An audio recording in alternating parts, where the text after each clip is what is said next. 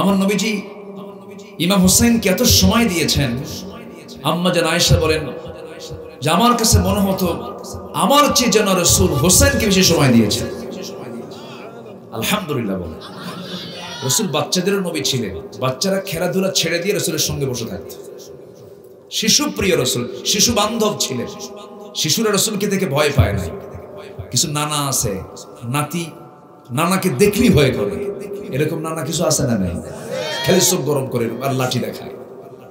নাতিরাও মনে মনে দোয়া করে, বুড়া মরবি কোনদিন কুলখানি খাবো।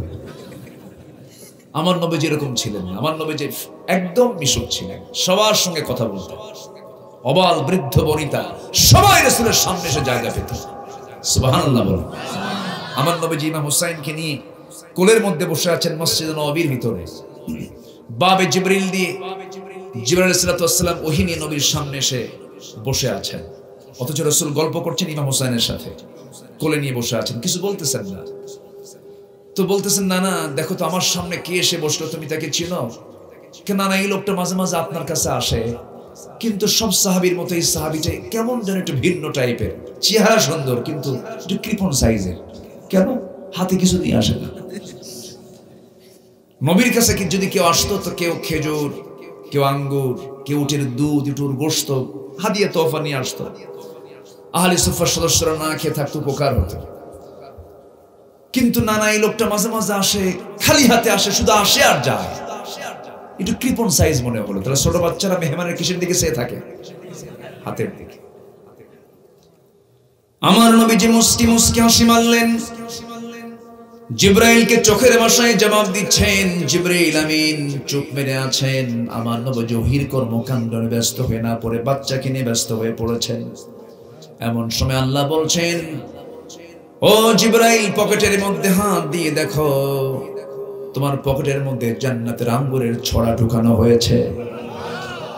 আঙ্গুরের ছড়া পকেট থেকে বের করলেন, বের করে ঝুলায় রাখলেন। রাসূল বলছেন, না না, হোসাইন রে কে বলেছে তোমার কৃপণ সাহাবী তোমার জন্য কত সুন্দর টসটস আঙ্গুর এনেছে? কেন না, এতক্ষণ ভাবছিলাম সাধারণ কৃপণ, এখন দিকে মারাত্মক কৃপণ। কেন পকেট আঙ্গুর থুই আঙ্গুর বের করে না? আমার নবীজি একদিন মসজিদে নববীর মধ্যে বসা আছেন, সাহাবায়ে কেরামকে নিয়ে কথা বলছেন। এমন সময় দরজায় একজন সাহাবী দাঁড়ানো, দরজায় দাঁড়ানো সাহাবী সামনে হোসাইন দাঁড়ায় গেছেন। হোসাইন বলছেন, চাচা দরজা খুলে দেন, আমি নানার সঙ্গে দেখা করার জন্য যাব। সঙ্গে সঙ্গে বলছে, না এখন যাওয়া যাবে না। কেন? নবীজি গুরুত্বপূর্ণ বয়ানে ব্যস্ত আছেন। চোখটা তার লাল হয়ে গেছে, খেপে গেছেন। বলতেছে, ও চাচা তোমরা যে নবীর কথা সামনে বসে বসে শোনো, আমার কি দাম তার চাইতে কম নাকি? আমি হোসাইন তোমাদের নবীর চাইতে আমি 1000 গুণে বড়। আল্লাহু আকবার বলবেন না? ধমক একটা মেরে দিছে, এক ধমকে রাস্তা ক্লিয়ার। ছোট্ট শিশু হুসাইন 7 থেকে 8 বছর বয়স, নবীর সামনে এসে দাঁড়ায় গেছে। মুখে কোনো হাসি নাই। রাসূল বললেন, না না তোমার মুখে হাসি নাই কেন, কি হয়েছে? কেন না, আমি আজকে বেশি সময় তোমাকে দেব না, আমি কিছু বিচার চাইতে আসছি। কেন? আমার কি কোনো দাম নাই?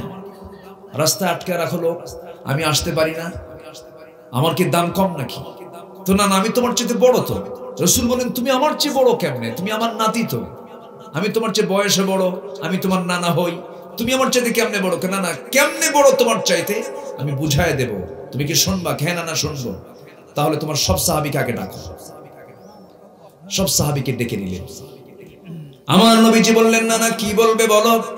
এবার বলছেন, না না আমি তোমার কোন জায়গায় বসতে সবচাইতে বেশি ভালোবাসি, তোমার কোন জায়গায় আমি বসে থাকি সাধারণত বলো তুমি? বাবা তুই আমার বুকের উপরে সবসময় বসিস। এবার বলছে, না না তুমি শুয়ে পড়ো, আমি তোমার বুকের উপরেই বসে প্রশ্নগুলো করব। সব সাহাবীকে সামনে সাক্ষী রেখে নবীজির বুকের উপরেই হোসাইন বসে বলছেন, না না তোমাকে বেশি প্রশ্ন করব না, বিরক্ত করব না, শুধু 3টা প্রশ্ন করব। না না তুমি বলো তো, 1 নাম্বার তোমার বাপের নামটা কি? রাসূল মুস্কি হাসি মেরে বলছেন, না না আমার বাবার নাম হলো আব্দুল্লাহ। বাড়ি কোথায়? বাড়ি হলো মক্কায়। কোন বংশ? কুরাইশ বংশ। নবীজি বললেন, ও নানার কি বলবি? হোসেন বলছে, না না তোমার তো বক্তব্য শেষ, তোমার পিতার পরিচয় এর চাইতে বেশি দিতে পারবা না, কিন্তু নানা তুমি তো নিশ্চয়ই জানো আমার বাবার পরিচয়টা কি।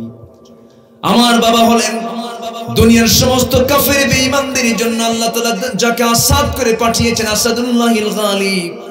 আমার গর্বিত পিতা আলী, আমার পিতাকে এক পাল্লায় দাও ও নানা, তোমার বাবা আব্দুল্লাহকে এক পাল্লায় দিয়ে দাও নানা। আল্লাহর কসম করে বলি আমার বাবার ওজনটাই বেশি ভারী হয়ে যাবে। নবীজি মুস্কি মুস্কি হাসি দেন আর বলছেন নানা কি প্রশ্ন বলো, কেবার বলো নানা, তোমার মার নামটা কি? আমেনা, বাড়ি কোথায়? মদিনায়। আর কি আছে? আর কিছুই নাই। ও নানা তুমি তো অবশ্যই জানো আমার মার পরিচয়টা কি। আমার মা হলেন দুনিয়ার সমস্ত মুমিনা নারী যাদেরকে আল্লাহ তাআলা জান্নাত দিবেন, সমস্ত মুমিনা নারীদের সর্দারিনী খাতুনে জান্নাত মা ফাতিমা। আমার মা ফাতিমাকে এক পাল্লায় দাও নানা, তোমার মা আমিনাকে এক পাল্লায় দাও। আল্লাহর কসম আমার মার ওজনটাই বেশি ভারী হয়ে যাবে। আমার নবীজি একদিকে হাসেন, একদিকে চোখের কোনা বেয়ে বেয়ে টপ টপ করে পানি পড়ে আর বলছেন নানা রে আর কি প্রশ্ন করবি বল। এবারে বলছেন নানা, ও নানা তুমি বলো তো তোমার নানার পরিচয়টা কি। আমার নবীজি বলছেন নানা রে আমার নানার পরিচয়টা হলো, আমার নানার নাম ওহাব জোহরি, বাড়ি কোথায়? মদিনায়। কি করতেন? ব্যবসা করতেন, এতটুকুই তার পরিচয় শেষ। ও নানা তুমি তো নিশ্চয়ই জানো আমার নানার পরিচয়টা কি। আমার নানাটা কি? আমার কি কোনো দাম নাই? আমার নানা কি যে আল্লাহ তাআলা তার নিজের পরিচয় দিয়েছেন আলহামদুলিল্লাহি রাব্বিল আলামিন। আর সে আল্লাহ তার নবীর তার বান্দার পরিচয়টা দিয়েছেন ওমা আরসালনাকা ইল্লা রাহমাতাল লিল আলামিন। আমার নানা হলেন সর্বকালের সর্বযুগের সর্বশ্রেষ্ঠ মহামানব রাসূল আকরাম নবী মুকাররম জনাবে মুহাম্মদুর রাসূলুল্লাহ সাল্লাল্লাহু আলাইহি সাল্লাম। আমার নানাকে এক পাল্লায় দাও নানা, তোমার নানা ওহাব জোহরিকে এক পাল্লায় দিয়ে দাও। আল্লাহর কসম, আল্লাহর কসম আমার নানার ওজনটাই বেশি ভারী হয়ে যাবে। আমার নবীজি হুসাইনকে কোলের মধ্যে নিয়া গলায় চুমু দেন, গ্রীবায় চুমু দেন, গন্ডদেশে চুমু দেন, চিবুকে চুমু দেন, ঠোঁটে চুমু দেন, গোটা দেহে চুমুতে চুমুতে ভরায়া দিয়ে বলছেন হোসেন রে নানা রে আজকে তুই আমার নাতি হওয়ার পর যুক্তির দিক থেকে আমি রাসূল তোর কাছে হেরে গেলাম। জোরে কোন সুবহানাল্লাহ। আমার ভাইরা, ইসলাম তো সুন্দর, একটি সুন্দর পরিবার গঠন করার জন্য, সুন্দর সমাজ গঠন করার জন্য, সুন্দর রাষ্ট্র গঠন করার জন্য, একটি সুন্দর ব্যক্তি তৈরি করার জন্য, ব্যক্তি পরিবার সমাজকে সুন্দর করার জন্য ইসলাম ছাড়া পৃথিবীতে কি সুন্দর কোনো ব্যবস্থা আছে? আসতে বলবেন না আছে। কোন যুবককে আপনি ভালো করতে পারবেন না প্রশাসন দিয়া। যুবক ভালো হবে সেজদা দিয়া, যুবক ভালো হবে সমস্ত নেশা ছেড়ে। কার হয়ে? আল্লাহর হয়ে। আমার দিলটা আজকে ভরে গেছে। প্রায় 100 জন যুবক এক পোশাকে, এক জামাতে, একটা জামা একটা পাঞ্জাবি পরে সব মোহরা দিচ্ছে, বুঝায় দিচ্ছে আমরা সব কোরআনের সৈনিক। আলহামদুলিল্লাহ বলেন, জোরে বলি আলহামদুলিল্লাহ। আল্লাহ তুমি যুবকদের এই অংশগ্রহণকে তুমি আল্লাহ কবুল করো। এই মাহফিলকে কিয়ামত পর্যন্ত কবুল করো। এই মাহফিলকে যারা সহযোগিতা করেছেন তাদেরকেও কবুল করো। প্রশাসনকে কবুল করো, স্থানীয় নেতৃবৃন্দকে কবুল করো। সম্মানিত ভাইরা, আমরা যা শুনবো যা বলবো কোরআন থেকেই বলবো। জোরে বলি ইনশাআল্লাহ। সমস্যা হয় কেন জানেন? আমরা ভালো না, এই জন্য সমস্যা হয়। সমাজে সুদ আছে না নাই? কোরআন কি সুদ খেতে বলে? সমাজে মদ আছে না নাই? কোরআন কি মদ খেতে বলে? সমাজে জেনা আছে না নাই? কোরআন কি জেনা করতে বলে? আচ্ছা, সমাজে জুয়া আছে না নাই? কোরআনে জুয়া খেলতে বলে? তাহলে কোরআন থেকে কথা বললে তো গায়ে লাগে। এখন কি করবেন? কিন্তু কথা তো বলতেই হবে আমাকে, কথা বলার দায়িত্ব আছে না নাই? তাছাড়া আপনি আবার হাসরের ময়দানে আমার বিরুদ্ধে মামলা দিলেন। কমক বক্তা আসছিল, কিছুই কয় নাই, সেদিন তো মামলা থেকে আমি জামিন পাবো না। অতএব আল্লাহর আদালতে যেন কোনো মামলা না যায়, এই জন্য আমার মুখ থেকেও কিছু সহি কথা বের হওয়ার দরকার আছে না নাই? আসুন আমরা আলোচনার দিকে চলে যাই। কোরআন নাজিল করেছেন আজ থেকে 1500 বছর আগে, কিন্তু আজ পর্যন্ত কেন কিয়ামত পর্যন্ত এই কিতাবের কোনো পরিবর্ধন সংযোজন সংকোচন কি হবে? হবে না। সূর্য যেমন আলো দিয়ে যাচ্ছে, কোরআন যদি কেউ মানে কোরআনের উপকারিতা আছে না নাই? সূর্য যিনি বানিয়েছেন, চাঁদ যিনি বানিয়েছেন, কোরআন তিনিই পাঠিয়েছেন। অতএব এই কিতাবের মধ্যে কোনো ভুল, কোনো সংশয়, কোনো জড়তা, যে নেবে এই কিতাব থেকে উপকার সেই পাবে। কবি কবিতা পাবে, সাহিত্যিক সাহিত্য পাবে, লেখক লেখা পাবে, চিকিৎসক চিকিৎসা পাবে, গবেষক গবেষণা পাবে, রাজনীতিবিদ রাজনীতি পাবে, প্রশাসনিক কর্মকর্তা প্রশাসন পাবে, ব্যাংকার ব্যাংক পাবে, অর্থনীতিবিদ অর্থনীতি পাবে। আচ্ছা, এরপরে রাষ্ট্রপতি রাষ্ট্রের নীতিগুলো পাবে, আইনজীবী আইন পাবে, বিচারপতি বিচার পাবে। অতএব এই কোরআন সব সেক্টরে, এই কোরআন চলতে পারে কি পারে না? শুধু কি নামাজের জন্য এত বড় কিতাব নাজিলের কোনো দরকার ছিল? কোরআন দিয়ে সব হবে। জেনে খুশি হবেন, নাসা মহাকাশ গবেষণা কেন্দ্র আমেরিকা, তারা যত কিতাবের গবেষণা করে এর মধ্যে 1 নম্বর তালিকায় স্থান হচ্ছে কোরআনে কারীমের। ওরা গবেষণা ঠিকই করে, আর আমরা গবেষণা কি করি জানেন? আমরা গবেষণা করি রসুল নূর না মাটি। আমাদের গবেষণার দৌড় এই পর্যন্ত, মানে কেসাল কেমনে লাগে, গন্ডগোল কেমনে লাগে। লম্বা টুপি গোল টুপি, এরপরে মিলাদ কিয়াম, ফরজ নামাজের পরে মোনাজাত, এরপরে হলো 3 রাকাত 1 রাকাত 8 রাকাত 20 রাকাত। এ তো কমন বিষয়গুলো। এগুলো কি কোনো গুরুত্বপূর্ণ বিষয় বলেন তো? সবচেয়ে বড় বিষয় হলো আজকে 180 কোটি মুসলমানের মূল কোনো গার্জিয়ান নাই। গোটা পৃথিবীর প্রত্যেকটা জায়গায় সবচেয়ে বেশি মার খাচ্ছে কারা? বলেন কারা মার খায়? কেন? আমরা কি এক হতে পেরেছি? আমরা তো এক হতে পারি নাই।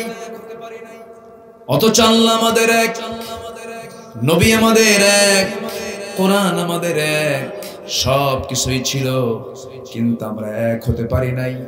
আল্লাহ রাব্বুল আলামিন বান্দাকে সুন্দর করে ডাক দিয়ে বলছেন, ওয়া'তাসিমু বিহাবলিল্লাহি জামিআন ওয়া লা তাফাররাকু واذكروا نعمة الله عليكم إذ كنتم أعداء فألف بين قلوبكم فأصبحتم بنعمته إخوانا جربون الله أكبر الله تعالى বলছেন হাবলিল্লাহ, আল্লাহ রজ্জুকে, আল্লাহ রশিকে তোমরা শক্ত করে ধরো। অধিকাংশ তাফসীর এসেছে এখানে আল্লাহর রজ্জু মানে কোরআনটাকে তোমরা শক্ত করে ধরো, মত পার্থক্য সৃষ্টি করো না। আল্লাহর এক জায়গায় বলছেন, ইন্নামাল মুমিনুনা ইখওয়া ফাআসলিহু বাইনা আখাওয়াইকুম ওয়াত্তাকুল্লাহ। জোরে বলুন আল্লাহু আকবার। মুমিনরা হলো পরস্পর ভাই ভাই। দ্বন্দ্ব লাগানো যাবে না, সংঘাত লাগানো যাবে না, একে অপরের মামলা করা যাবে না, রক্তপাত করা যাবে না। ভ্রাতৃত্বের বন্ধন অটুট করতে হবে, মহব্বত বাড়াতে হবে। আল্লাহ তাআলা বলছেন ঈমানদাররা কেমন হবে? আশিদ্দাউ আলাল কুফফারি রুহামাউ বাইনাহুম তারাহুম রুকআন সুজদান ইয়াবতাগুনা ফাদলান মিনাল্লাহি ওয়া রিদওয়ানা। জোরে বলুন আল্লাহু আকবার। কাফিরদের ব্যাপারে খুব কঠোর হবে, কিন্তু মুমিন পরস্পর তারা রহম দিল হয়ে যাবে। সাহাবে কেরামদের মধ্যে সেই ভ্রাতৃত্ব ছিল কি ছিল না? এই জন্যই তারা বিজয় টানতে পেরেছিলেন। ভ্রাতৃত্ব না আসা পর্যন্ত, সংঘাত পরস্পর না বন্ধ করা পর্যন্ত, কিলাকিলি না বন্ধ করা পর্যন্ত মুসলমানদের কোনো বিজয় আসবে না। আমরা এক হব, জোরে বলি ইনশাআল্লাহ। মসজিদে কোনো গন্ডগোল আছে নাকি? নাই। এক ইমাম নামাজ পড়ায়, পিছনে মুসল্লি নামাজ পড়ে, কোনো গন্ডগোল আছে নাকি? কমিটি নিয়ে থাকতে পারে, ওইদিকে যান কেন? এখন তো মসজিদে দখল হয়ে গেছে। সভাপতি হলো বিশিষ্ট সুদখোর, সেক্রেটারি বিশিষ্ট মদখোর, আর যে ক্যাশিয়ার সে গাঁজা খেয়ে শীত হয়ে পড়ে থাকে। আছে না নাই? এটা তো আছেই। এই সমস্যা তো আছে, কিন্তু নামাজ যখন শুরু হয় সেই জায়গায় কি কোনো প্রবলেম আছে? এক ইমাম, সবাই কাতারে কাতারে দাঁড়ায় গেছে। নামাজ কি শিখায়? মারামারি না মোহাব্বত? কি শিখায়?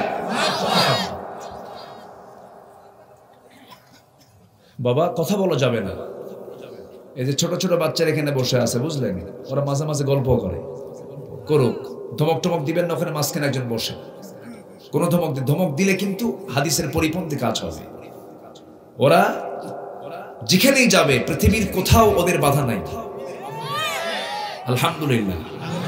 ওরা জোরাজোরি করে, ঠিক ওদেরটা মানে জিতায় নিচ্ছে। বাচ্চা আছে যেখানে রহমত আছে। একটি সমাজের, একটি ইসলামী সমাজের বৈশিষ্ট্য হলো মসজিদে বাচ্চাদের কান্না এবং হাসির আওয়াজ শোনা যাবে। একটা শিক্ষার মূল জায়গা হলো মসজিদ। একটা বাচ্চা যখন নামাজ দেখবে, সময় মতো আজান হয়, সময় মতো নামাজ, তার সময়ের জ্ঞান সে পেল। আবার সে সেজদাগুলো দেখছে, শৃঙ্খলা দিচ্ছে। একজন নেতার পিছনে কর্মীরা নামাজ পড়ছে, মুসল্লি নামাজ পড়ছে, শৃঙ্খলা, আনুগত্য, এটাও শিখলো। শেখার জায়গা হলো মসজিদ। শেখার জায়গা কোথায়? বাচ্চাদেরকে মসজিদে যেতে বাধা দেওয়া যাবে বলা যাবে। ভালো, তোমরা ঠিক আছো, কিন্তু কথা বলা যাবে না, ঠিক মতো থাকো তোমরা। সম্মানিত হাজিরিন, আমি যতক্ষণ আছি সবাই আমাকে সময় দেবেন তো? কারো কোনো আপত্তি নেই? জোরে বলি ইনশাআল্লাহ। আমি কোন সূরা থেকে তেলাওয়াত করেছি বলেন তো? সূরা তাওবা। তাওবা মানে কি? ফিরে আসা। মানে কি? তাওবা করার জন্য কে অর্ডার দিয়েছেন? ভুল হয়েছে, ফিরে আসো, আমি মাফ করে দেব। তাহলে এটা কি আশার দিক না হতাশার দিক? আশার দিক। এটা আল্লাহ আমাকে মাফ করতে চান, কিন্তু আমি মাফ নিতে জানি না। আল্লাহ আমার জন্য প্রত্যেক রাতে প্রথম আকাশে আসেন, প্রথম আকাশে আসেন। তিনি আছেন কয় আকাশের উপরে? 7 আকাশ, সপ্তম আকাশের উপরে হলো আরশ আজিম। সেখান থেকে প্রত্যেক রাতে তিনি ফিস সামাঈদ দুনিয়া আলা মিন মুস্তাগফিরিন ফাগফির লাহ। কোন ক্ষমা প্রার্থী আছো? আমি এসেছি প্রথম আসমানে, ক্ষমা চাও, মাফ করে দাও। তাহলে ক্ষমা করার জন্য প্রস্তুত কে আছেন? আমরা কি প্রস্তুত আছি? কই বাবা, তোমরা একটু আওয়াজ কম দাও। ওরা কম্পিটিশন আছে, দেখি কে জোরে বলতে পারে। ওদের তাল ঠিক নাই, কিন্তু আবার ঠিক রাখো আব্বা। জি, সম্মানিত ভাইরা, তাহলে হাদিসে আসছে যখন কোনো বান্দা 1 হাত আল্লাহর দিকে যায়, আল্লাহ তার দিকে 10 হাত আগান। যখন হেঁটে হেঁটে যায় বান্দা, তখন আল্লাহ তার দিকে দৌড়ে দৌড়ে আসে। তাহলে মাফ করার জন্য ব্যস্ত বেশি কে? কে বেশি ব্যস্ত? আল্লাহ বেশি ব্যস্ত হয়ে পড়েন। বান্দা যখন ওযু বানায়, ওযু বানানোর সঙ্গে সঙ্গে হাত যখন ধৌত করে, হাতের সগরা গুনাহগুলো মাফ হয়ে যায়। মুখমণ্ডল যখন ধৌত করে, মুখের সগরা গুনাহগুলো মাফ হয়ে যায়। যখন 2টা হাত ধৌত করে, মাথা যখন মাসে করে, মাথার সগরা গুনাহগুলো মাফ হয়ে যায়। 2টা পা ধৌত করার সঙ্গে সঙ্গে পায়ের সগরা গুনাহগুলো মাফ হয়ে যায়। বান্দা যখন হেঁটে হেঁটে মসজিদের দিকে রওনা দেয়, প্রত্যেকটা কদমে কদমে একটা করে নেকি লেখা শুরু হয়ে যায়। বান্দা যখন নামাজে দাঁড়ায়, আল্লাহ বান্দার সামনে দাঁড়ায়া যায়। সূরা ফাতিহা পড়ে আলহামদুলিল্লাহি রাব্বিল আলামিন, আল্লাহর সঙ্গে সঙ্গে আয়াত শেষ হওয়ার সাথে সাথে জবাব দেন হামিদানি আবাদি আর রহমানির রহিম। আল্লাহ বলেন মাজ্জাদা আলাইয়া আবাদি মালিকি ইয়াউমিদ্দিন। আল্লাহ বলেন মাজ্জাদানি আবাদি। ইয়াকা না'বুদু ওয়া ইয়াকা নাস্তাঈন। আল্লাহ বলেন বান্দারে হাযা বাইনি ওয়া বাইনা আবাদি, বান্দা তুই আমার কাছে কি চাস প্রাণ খুলে চেয়ে নে। ইহদিনাস সিরাতাল মুস্তাকিম থেকে শুরু করে নিয়নাদ দালিম পর্যন্ত যখন বান্দা বলে, আল্লাহ বলেন বান্দারে নামাজের মধ্যে এতক্ষণ ধরে যা যা চাইলি সমস্ত চাওয়া কবুল করে নিলাম, আর কি চাস বল। বান্দা যখন রুকুতে যায় আল্লাহ তখন অস্থির হয়ে যান। বান্দা যখন রব্বানা লাকাল হামদ হামদান কাসীরান তাইয়িবান মুবারাকান ফি বলে যখন সিজদার দিকে আস্তে আস্তে যেতে নেয়, আল্লাহ সেই সময় ফেরেশতা কুলকে ডাক দিয়ে বলেন, ফেরেশতারা দেখ বান্দা তার মস্তকটা কোথায় লুটিয়ে দেয়। বান্দা আমার কাছে সিজদা দিচ্ছে, আমাকে দেখলো না, রাসূলকে দেখলো না, জান্নাত দেখলো না, জাহান্নাম দেখলো না। এই সমস্ত বান্দার সমস্ত গুনাহগুলো মাফ করে জান্নাতের বাজেট পাস করে নিলাম। আল্লাহ তোমাকে মাফ করে দিবেন, কিন্তু আমি তো মাফ চাইতে জানি না। মাফ চাইতে হবে আল্লাহর কাছে, কিন্তু তওবা করার কিছু শর্ত আছে। শর্ত পূরণ না হলে পরে তওবা কবুল হবে না। নাম্বার 1 হলো তওবা করব একমাত্র কার কাছে? নাম্বার 2, যে গুনাহ করেছে তার জন্য অনুতপ্ত হতে হবে। নাম্বার 3, জীবনে যে পাপটা করেছে এই পাপটার জীবনে করব না, মরমে সিদ্ধান্ত চূড়ান্ত করতে হবে। নাম্বার 4, আল্লাহ যাবতীয় কোনো কবিরা গুনাহ ইচ্ছাকৃতভাবে জীবনে করব না। নাম্বার 5, বান্দার হক যদি মেরে খাও, বান্দার হক ফেরত দিয়া তওবা করলে আল্লাহ তওবা কবুল করে নিবে।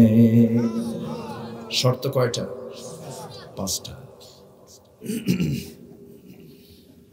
বান্দার হক নষ্ট করে ফেলেছি আমি, কখনো মাফ হবে না। বোনের সম্পত্তি মেরে খাওয়া ভাই মনে হয় বাঞ্চারামপুরে নাই, আছে? আমি কিন্তু গোড়ায় হাত দিচ্ছি, রাগ করা যাবে না ভাইরে। আমাদের তো একটু সতর্ক করে দেওয়ার দায়িত্ব আছে না নেই বলেন? বোনের সম্পত্তি মেরে খাওয়া ভাই বহু আছে। বহু বোন আমাদের কাছে চিঠি লেখেন, মঞ্চে চিঠি পাঠায় দেন, হুজুর আব্বা মারা গেছে কতদিন আগে।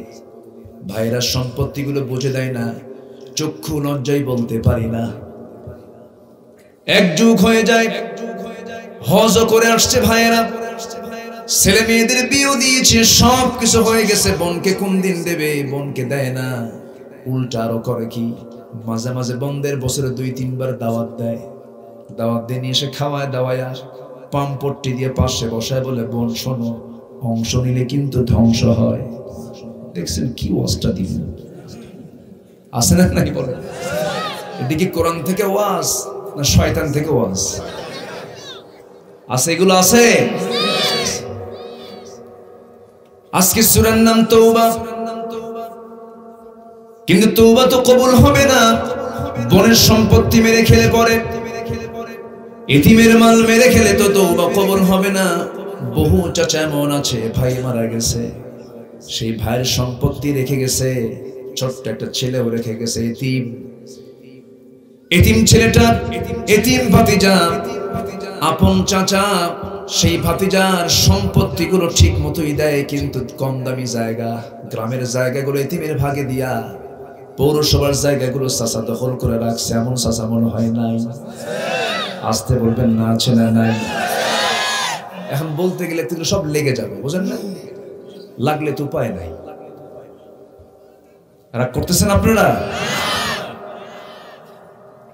আমার ভাইরা, এইরকম করে যারা বান্দার হক নষ্ট করে ফেলবে, এমনও বাপ আছেন মেয়ের সম্পত্তি ছেলেকে জীবিত অবস্থায় লিখে দিয়ে মারা যায়, আছে না? আছে না?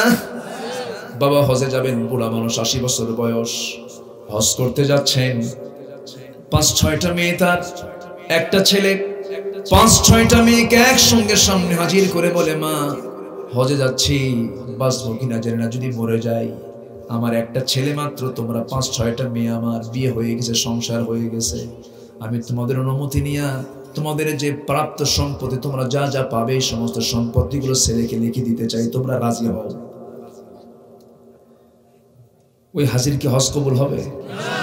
কি হাজি না দুষ্ট? এরকম দুষ্ট কিছু বুড়া আছে না নাই? আসতে বলবেন না, আছে না নয়?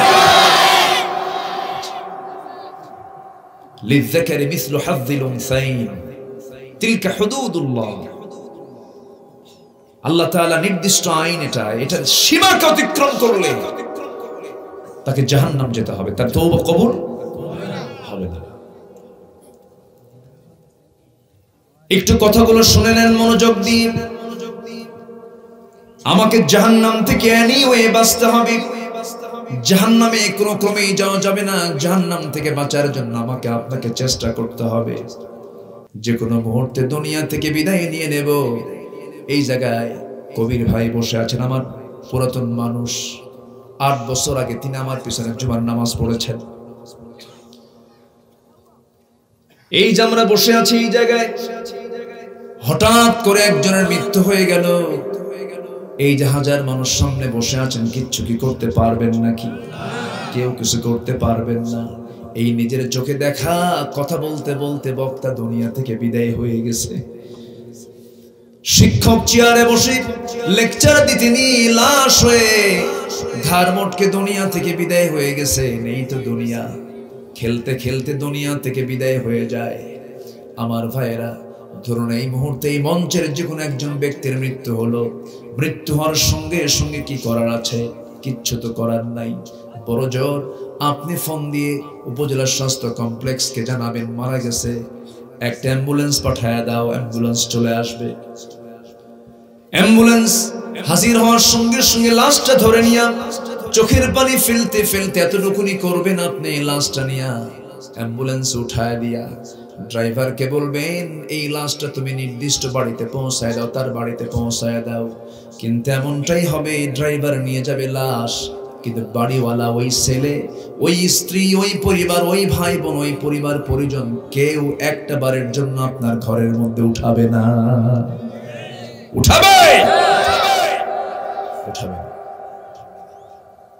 পশনের মতো লাশটা বের করে নিয়া অ্যাম্বুলেন্স থেকে ঘরের কোনায় চাদর মুড়ি দিয়া নিথর দেহ চকিতে ফেলে দেবে। গরম পানির গোসলটা হয়ে যাবে, মাথায় বাঁধন, পায়ে বাঁধন দিয়ে দেবে। দেহটাকে এইরকম করে মাথায় পায়ে একটা বাঁধন দিয়ে দেবে। বাঁধনটা দিয়া সামনে নিথর দেহ সামনে রাখবে। সবাই হাজির হয়ে যাবে। কাফনের কাপড় পরায়া দিয়া লোকজন চলে আসবে, এলান হয়ে যাবে, জানাজা সম্পূর্ণ হয়ে যাবে। টেনে হেঁচড়ে নিয়ে যাবে, কবরের দিকে নিয়ে যাবে, কবরে শোয়া দেবে, বাঁশ চাপা দেবে, মাটি চাপা দেবে। ওই যে বিদায় দিয়ে আসলো আত্মীয় স্বজন, দিন শেষে কেউ নাই, দিন শেষে আমার একমাত্র কেবলমাত্র শুধুমাত্র বন্ধু আমার কে? জোরে বলুন কে? আল্লাহ আলোচ্য আয়াতে বলছেন তোমাদের 8টা ভালোবাসার চাইতে আমার প্রতি বেশি ভালোবাসা আমি পেতে চাই। কার কথা? আসতে বলবেন না, কার কথা?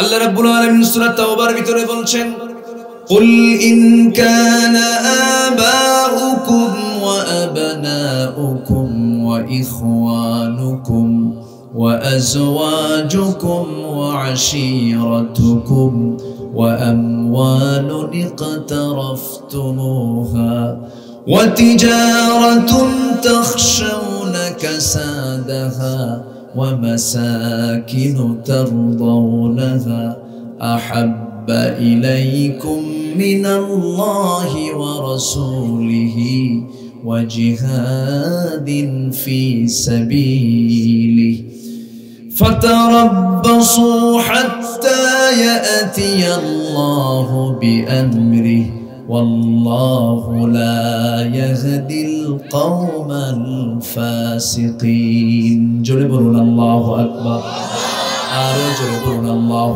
أكبر আল্লাহ রাব্বুল আলামিন বলেন হে রাসূল আপনি সবাইকে জানিয়ে দেন তোমাদের বাবা, তোমাদের ছেলে, তোমাদের ভাই, তোমাদের স্ত্রী, তোমাদের আত্মীয়স্বজন, তোমাদের মাল, তোমাদের ব্যবসা, তোমাদের পছন্দের প্রিয় ঘর, এই 8টা জিনিসের চাইতে যদি 3টা ভালোবাসা বেশি না হয়, 1 নাম্বার হলো কে?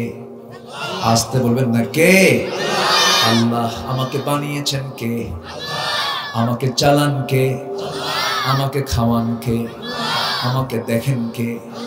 আমার কিডনি চালান কে? আমার লাংসটা চালান কে? আমার নাকের অক্সিজেন সরবরাহ করেন কে? সূর্যের তাপটা দেন কে? সব কার অবদান? মার পেটে ছিলাম কয় মাস? এখন তো 10 মাস থাকা লাগে না, এখন পেটের মধ্যে আন্দোলন শুরু হয়। কে দুনিয়ায় যেতে আর দেরি করবো না, হায়াত এমনি কম, 6 মাসই আসতে চেষ্টা করে।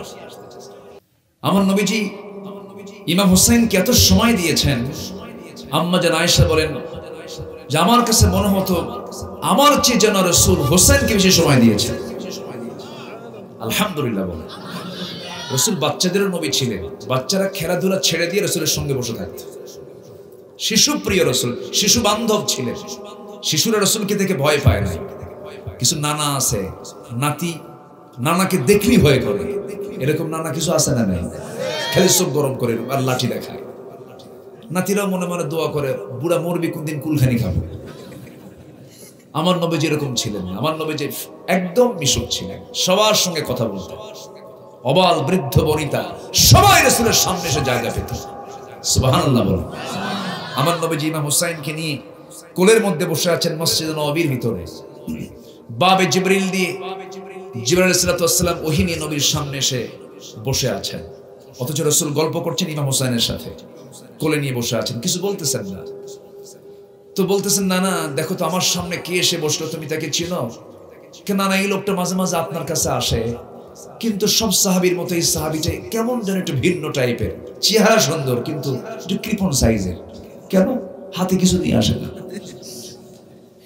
নবীর কাছে যদি কেউ আসতো তো কেউ খেজুর, কেউ আঙ্গুর, কেউ উটের দুধ, উটের গোশত হাদিয়া তোহফা নিয়ে আসতো। আহলে সুফার সদস্যরা না খেয়ে থাকতো, উপকার হতো। কিন্তু না না, এই লোকটা মাঝে মাঝে আসে, খালি হাতে আসে, শুধু আসে আর যায়, একটু কৃপণ সাইজ মনে হলো। তাহলে ছোট বাচ্চারা মেহমানের কিসের দিকে চেয়ে থাকে? হাতের দিকে। আমার নবীজি মুস্কি মুস্কি হাসি মারলেন, জিবরাইলকে চোখের ভাষায় জবাব দিচ্ছেন। জিবরাইল আমিন চুপ মেরে আছেন। আমার নবী ওহীর কর্মকাণ্ডে ব্যস্ত হয়ে না পড়ে বাচ্চাকে নিয়ে ব্যস্ত হয়ে পড়েছেন। এমন সময় আল্লাহ বলছেন, ও জিবরাইল পকেটের মধ্যে হাত দিয়ে দেখো, তোমার পকেটের মধ্যে জান্নাতের আঙ্গুরের ছড়া ঢুকানো হয়েছে। আঙ্গুরের ছড়া পকেট থেকে বের করলেন, বের করে ঝুলায় রাখলেন। রাসূল বলছেন, না না হোসাইন রে, কে বলেছে তোমার কৃপণ সাহাবী তোমার জন্য কত সুন্দর টসটস আঙ্গুর এনেছে? কেন না, এতক্ষণ ভাবছিলাম সাধারণ কৃপণ, এখন দিকে মারাত্মক কৃপণ। কেন? পকেট আঙ্গুর থুই আঙ্গুর বের করে না। সমস্যা কি? থাক থাক, আপনার দিকে চেয়ে থাকে, দুই একটা ফোঁটা পড়ুক না, কি আছে, বসা। কষ্ট পাচ্ছেন আপনারা? রাসূলের এই সিরাতকে, রাসূলের এই চরিত্রের কথাগুলোকে শিশুদের মনে দেওয়ার দরকার আছে না নাই? কিন্তু শিশুদের মনে কি দেয় জানেন? দাদার হাতে কলম ছিল, ছুঁড়ে মেরেছে। এটা কি আদবের কথা না বেয়াদবের কথা? একদম বাগডুম আছে কি বলেন তো? ঘোড়ার ডিম বলতে কিছু আছে? আবার ক্লাস 6-এ সবাই তো জানেন, আমার আগেও যথেষ্ট আলোচনা হয়েছে, বানরের বংশধরদের কাছ থেকে তো আদম সন্তানদের শিক্ষা নেবার কিছু নাই। আছে বলেন তো? আছে। যারা ভাবে যে আমাদের পূর্বপুরুষ বানর, ওদের কাছ থেকে আপনি কি নেবেন? ওরা তো বানরই। ওরা কি? আল্লাহ মানুষকে কত সম্মান দিয়েছেন। আল্লাহ নিজে বলছেন, ওয়ালাকাদ কাররামনা বানি আদম, আমি আদম সন্তানকে সম্মান দিয়েছি। ঘটনা এখানে নয়, ঘটনা একটু ভিন্ন আছে। আল্লাহ তাআলা বনি ইসরাইলের একটা অবাধ্যতার কারণে, শনিবারের বিধানকে লঙ্ঘন করার কারণে আল্লাহ তাআলা কতিপয় কিছু ব্যক্তিকে কুনু কিরাদাতান খাসিইন ওয়ালাকাদ আলিমতুমুল্লাযীনা আতাদাউ মিনকুম ফিস সাবতি ফাকুলনা লাহু কুনু কিরাদাতান খাসিইন, তারা তাদের চেহারাকে আল্লাহ তাআলা বিকৃত করে বানর বানায় দিয়েছিল। এটা কতিপয় ব্যক্তির পানিশমেন্ট। এটা কি পানিশমেন্ট? এখন এই ইহুদি ডারউইন ভাবলো যে আমাদের এই শুধু আমরা এই শুধু অভিযোগটা নেব, এটা কেমন কথা? গোটা মানবতার উপর এটা চাপায় দিই, মানুষ আগে বানর ছিল। ঘটনা কিন্তু ওই জায়গায়। এই কথা কি বুঝতেছেন আপনারা? পৃথিবীর প্রথম মানুষ জ্ঞানী। পৃথিবীর প্রথম মানুষ কি? প্রথম মানুষ নবী। নবী প্রথম মানুষ কি? নবী। সভ্যতা নবীরা এনেছেন, সভ্যতা আম্বিয়ে কেরাম এনেছেন। সমস্ত সভ্যতার অগ্রনায়ক হচ্ছে নবীরা। আদম কৃষিকাজের রূপকার, ইদ্রিস আলাইহিস সালাতু ওয়াস সালাম টেক্সটাইল ইঞ্জিনিয়ার, দাউদ আলাইহিস সালাতু ওয়াস সালাম অস্ত্র নির্মাতা। বলি আল্লাহু আকবার। সব তো তারা নিয়ে আসছেন। আগে বানর ছিল কই? এই সমস্ত ভিত্তিহীন তথ্যের মুখে আমরা থুতু মারি, ঠিক কি না? আমরা থুতু মারি এগুলোতে। আমাদের কিতাবের সঙ্গে কোরআনের সঙ্গে যেটার তাআরুজ হবে, বিরোধিতা হবে, সেই শিক্ষাকে আমরা কখনো বিশ্বাস করে নিতে পারি না। কষ্ট হচ্ছে? বাচ্চারা যদি আজকে দিন শিখতো, ছোট অবস্থায় তো তারা শিখে যাবে অনেক কিছু। আপনার ছেলে ডাক্তার হবে না কেন, ইঞ্জিনিয়ার হবে না কেন, গবেষক হবে না কেন, সবই হবে। এসপি হবে, ডিসি হবে, মন্ত্রী হবে, সচিব হবে। কিন্তু সবার আগে সিনার মধ্যে কোরআনটা তুলে দেন, তখন হবে আদর্শ। কি হবে? আদর্শ। আপনার উপকার হবে। আপনার বাবা বুড়া বয়সে আদর্শ সন্তান হওয়ার কারণে আপনি খেদমত পাবেন, নচেত আপনার বৃদ্ধাশ্রমে যাওয়ার সম্ভাবনা আছে, ঠিক কি না? হ্যাঁ আমার ভাইয়েরা,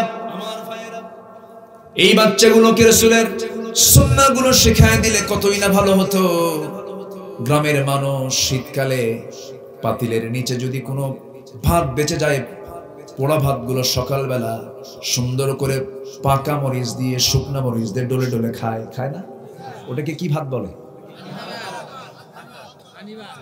পানি ছাড়া, কড়কড়া। হ্যাঁ, লাইনে আসছে কথা। কড়কড়া ভাত বলে না?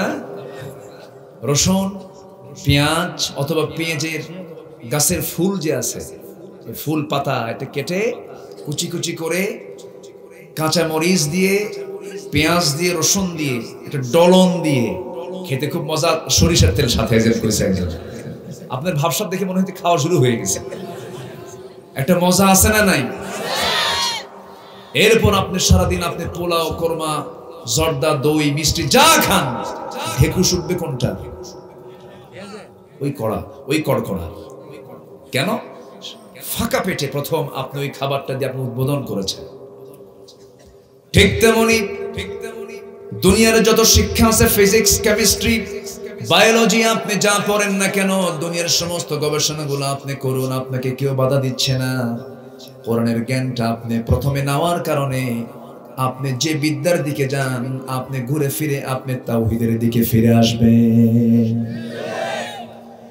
আমার ভাইয়েরা, নবীজি সমস্ত বাচ্চাদের সঙ্গে ঘন্টার পর ঘন্টা সময় দিতেন। আমার নবীজি একদিন মসজিদে নববীর মধ্যে বসা আছেন, সাহাবায়ে কেরামকে নিয়ে কথা বলছেন। এমন সময় দরজায় একজন সাহাবী দাঁড়ানো, দরজায় দাঁড়ানো সাহাবী, সামনে হোসাইন দাঁড়ায় গেছেন। হোসাইন বলছেন, চাচা দরজা খুলে দেন, আমি নানার সঙ্গে দেখা করার জন্য যাব। সঙ্গে সঙ্গে বলছে, না এখন যাওয়া যাবে না। কেন?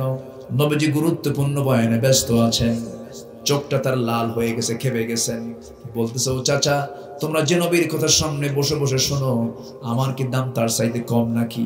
আমি হোসাইন তোমাদের নবীর চাইতে আমি 1000 গুণে বড়। আল্লাহু আকবার বলবেন না? ধমক একটা মেরে দিস, এক ধমকে রাস্তা ক্লিয়ার। এই কি হলো তোমাদের? বসো বাবা, আমার দিকে তাকান। এক ধমকে রাস্তা ক্লিয়ার। ছোট্ট শিশু হুসাইন, 7 থেকে 8 বছর বয়স, নবীর সামনে এসে দাঁড়ায় গেছে। মুখে কোনো হাসি নাই। রাসূল বললেন, না না, তোমার মুখে হাসি নাই কেন? কি হয়েছে?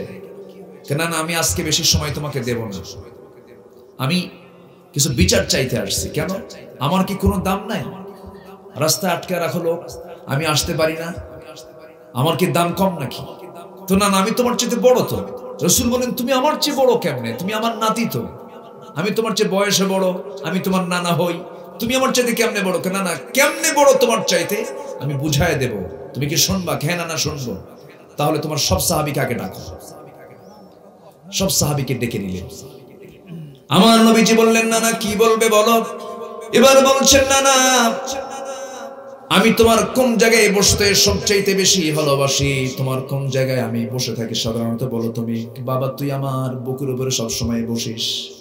এবার বলছে না না তুমি শুয়ে পড়ো, আমি তোমার বুকের উপরেই বসে প্রশ্নগুলো করব। সব সাহাবীকে সামনে সাক্ষী রেখে নবীজির বুকের উপরেই হুসাইন বসে বলছেন না না তোমাকে বেশি প্রশ্ন করব না, বিরক্ত করব না, শুধু 3টা প্রশ্ন করব। না না তুমি বলো তো 1 নাম্বার তোমার বাপের নামটা কি? রাসূল মুস্কি হাসি মেরে বলছেন না না আমার বাবার নাম হলো আব্দুল্লাহ। বাড়ি কোথায়? বাড়ি হলো মক্কায়। কোন বংশ? কুরাইশ বংশ।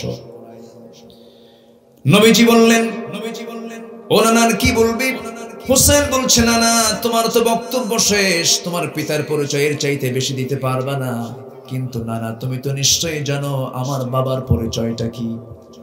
আমার বাবা হলেন দুনিয়ার সমস্ত কাফের বেঈমানদের জন্য আল্লাহ তাআলা যাকে আসাদ করে পাঠিয়েছেন, আসাদুল্লাহিল গালিব।